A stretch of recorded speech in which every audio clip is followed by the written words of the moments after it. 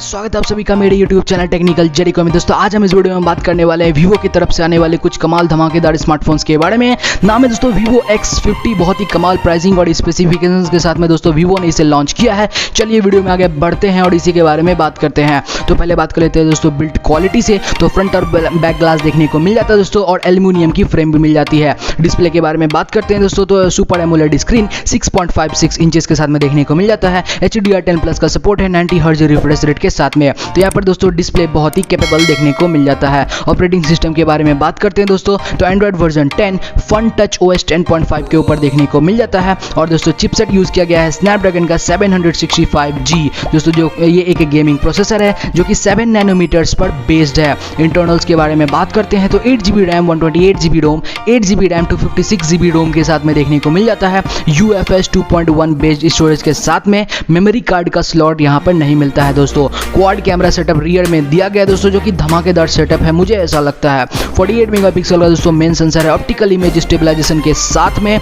और 13 मेगापिक्सल का दोस्तों टेलीफोटो लेंस दिया गया है 2x ऑप्टिकल जूम के साथ में। 8 मेगापिक्सल का अल्ट्रा वाइड एंगल लेंस है 120 डिग्री का फील्ड ऑफ व्यू देखने को मिल जाता है।